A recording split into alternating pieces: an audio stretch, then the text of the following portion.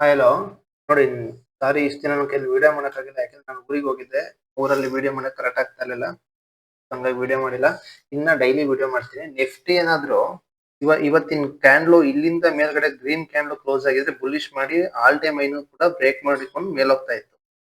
So Nifty ಏನ್ ಮಾಡ್ತು ಇವತ್ತು, ಇದರಿಂದ ಕೆಳಗಡೆನೆ ಕ್ಲೋಸ್ ಆಯ್ತು. ನಾನು ಬೇರಿಶ್ ಆಗ್ತೀನಿ ಅಂತಾನೆ ತೋರಿಸ್ತಾ ಇದೆ. ಸೊ ಈ ಲೈನ್ ನ ನಿಫ್ಟಿ ಏನಾದ್ರು ಈಗ ಸದ್ಯ ಬ್ರೇಕ್ಔಟ್ ಕೊಟ್ರೆ ತುಂಬಾ ಬೇರಿಶ್ ನ ನೋಡೋ ಚಾನ್ಸಸ್ ಇರುತ್ತೆ. ಯಾಕೆಂದ್ರೆ ಈ ಲೈನ್ ಬ್ರೇಕ್ಔಟ್ ಕೊಟ್ರೆ 25,500 ತನಕ ಬಂದ್ಬಿಡುತ್ತೆ ನೆಕ್ಸ್ಟ್ ಮತ್ತೆ. ಸೊ ಹಂಗಾಗಿ ಈ ಲೈನ್ ಬ್ರೇಕ್ಔಟ್ ಕೊಡೋದು ಬೇಡ. ಇನ್ನು ಇಂಡಿಯನ್ ಮಾರ್ಕೆಟ್ ಬುಲ್ಲಿಶ್ ಆಗ್ಲಿ ಅಂತಾನೆ ನಂಬ್ತಿರೋದು. 25,600 ಬಂದ್ಬಿಡುತ್ತೆ ನಿಫ್ಟಿ ಯಾವಾಗ ಈ ಲೈನ್ ಏನಾದ್ರು ಬ್ರೇಕ್ಔಟ್ ಕೊಟ್ರೆ.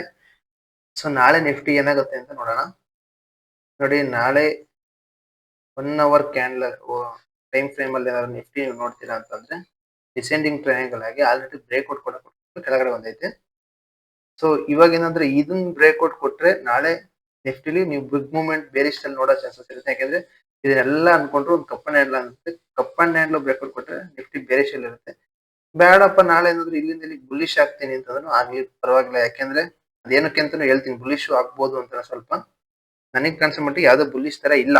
ನಾಳೆ ಇಲ್ಲೇನಾದ್ರು ಗ್ರೀನ್ ಕ್ಯಾಂಡ್ಲು ಆಯ್ತು ಅಂತಂದ್ರೆ 1 ಅವರ್ ಅಲ್ಲಿ ಬುಲಿಶ್ ಆಗ್ಬಿಡುತ್ತೆ. ಯಾಕಂದ್ರೆ ಇದು ಹ್ಯಾಮರ್ ಅದು ಸಪೋರ್ಟ್ ಲೈನ್ ಅಲ್ಲೇ ಬಂದಿರೋದ್ರಿಂದ ಹೆವಿ ಬುಲ್ಲಿಶ್ ಆಗೋ ಚಾನ್ಸಸ್ ಇರುತ್ತೆ. ಸೊ ಹ್ಯಾಮರ್ 1 ಅವರ್ ಕ್ಯಾಂಡಲ್ ಏನಾದ್ರು 10-15 ಟೈಮಲ್ಲಿ ಹ್ಯಾಮರ್ ಆಗಿ ಈ ಕ್ಯಾಂಡಲ್ ಇಲ್ಲ ಗ್ರೈನ್ ಕ್ಯಾಂಡಲ್ ಒಂದು ಪರ್ಮಿಷನ್ ಆದ್ರೆ ಇಲ್ಲಿ, ಸೊ ಹ್ಯಾಮರ್ ಅಲ್ಲಿ ನೀವು ಕಾಲ್ ಸೈಡ್ ಅಲ್ಲಿ ಎಂಟ್ರಿ ತಗೋಬಹುದು.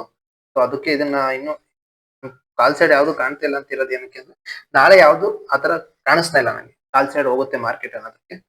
ಸೊ 1 ಅವರ್ ಟೈಮ್ ಫ್ರೇಮ್ ಅಲ್ಲಿ ನೋಡಿದ್ರೆ, ಯಾಕಂದ್ರೆ ಇದು ಕಾಲ್ ಸೈಡ್ ಅಲ್ಲಿ ಹೋಗಿ ಇಲ್ಲಿ ತನಕ ಹೋಗಿ ವಾಪಸ್ ಬಂದ್ರೆ ಹೆಡ್ ಅಂಡ್ ಶೋಲ್ಡರ್ ಪ್ಯಾಟರ್ನ್ ಆಗಿ ಬೇರಿಶ್ ಆಗೋ ಚಾನ್ಸಸ್ ಇರೋದು. ಸೊ ನಾಳೆ ಆಲ್ಮೋಸ್ಟ್ ಬೇರಿಶ್ ಟ್ರೆಂಡ್ ಅಲ್ಲೇ ಇರುತ್ತೆ ಮಾರ್ಕೆಟ್ ಅಂತ ನನಗೆ ಅನ್ಸ್ತಾ ಇರೋದು. ನೋಡೋಣ ಏನೇನಾಗುತ್ತೆ. ಗಿಫ್ಟ್ ನಿಫ್ಟಿ ಯಾವ ತರ ತೋರಿಸುತ್ತೆ ಏನೋ ಅದ್ರ ಮೇಲೂ ರಿಯಾಕ್ಟ್ ಆಗುತ್ತೆ ಮಾರ್ಕೆಟ್ಗೆ. 30 ಮಿನಿಟ್ ಅಲ್ಲಿ ನೋಡಿ ಅದು ಸೇಮ್, ಎಲ್ಲದು ಸೇಮ್ ಇದೆ. ಸೊ ನಾನು ಬೆಳಿಗ್ಗೆ ಮಧ್ಯಾಹ್ನ ಟೈಮಲ್ಲಿ ಒಂದು ಸುಮ್ನೆ ಓಪನ್ ಮಾಡಿದಾಗ ಒಂದು ಲೈನ್ ಹಾಕೊಂಡಿದ್ದೆ. ನೋಡಿ, ಇದನ್ನ ಯಾರು ನೋಡಿರ್ತಾರೆ ಗೊತ್ತಿರುತ್ತೆ. ಕಪ್ಪಣ್ಣ ಹ್ಯಾಂಡ್ಲು ಟಾರ್ಗೆಟ್ ಇಲ್ಲಿ ನೋಡಿ, ಇದೇ ಲೈನಿಗೆ ಯಾರು ಚೆಕ್ ಮಾಡ್ಕೊಳ್ಳಿ. ಕಪ್ಪಣ್ಣ ಹ್ಯಾಂಡ್ಲು ಟಾರ್ಗೆಟ್ ನೋಡಿ, ಇದೇ ಲೈನಿಗೆ ಬಂದೋಗಂತದ್ದು ಏನಿತ್ತು, ಮುತ್ಕೊಟ್ಟು ಹೋಗಿತ್ತು ಮಾರ್ಕೆಟ್.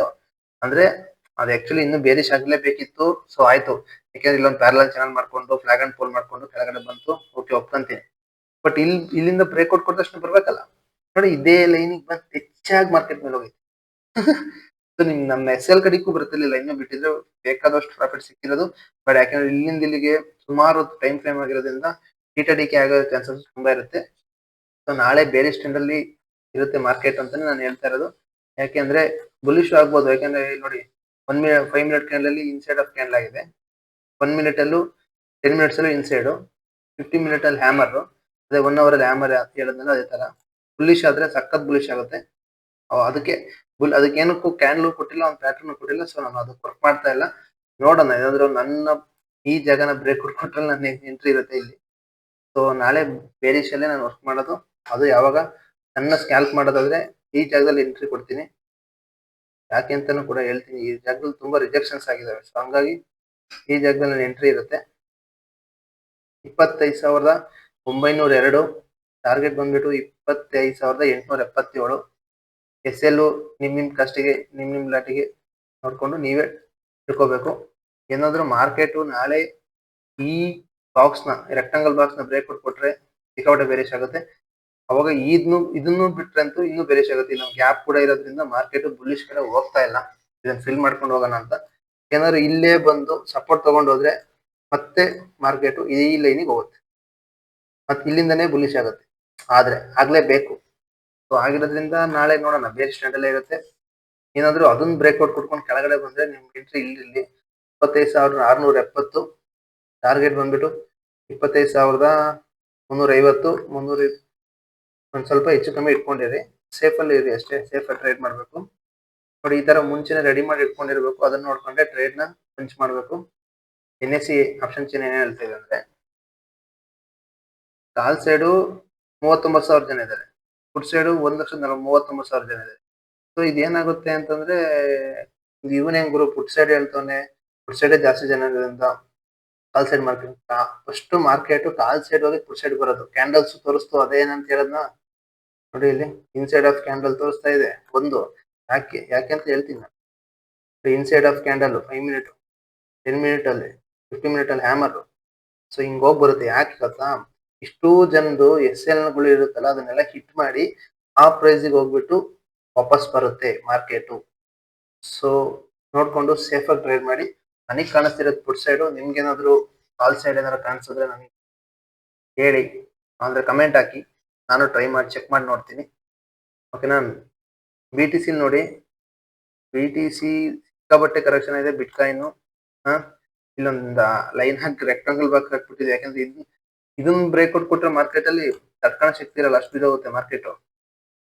73,955 ಬ್ರೇಕ್ಔಟ್ ಕೊಟ್ರೆ ಸಾಧಾರಣ 39,000 ಬಂದ್ಬಿಡುತ್ತೆ 31ಕ್ಕೆ. ಹಂಗಾಗಿ ಅದ್ನಾಗಕ್ಕೆ ಯಾರು ಇನ್ವೆಸ್ಟರ್ಸ್ ಎಲ್ಲ ಬಿಡಲ್ಲ.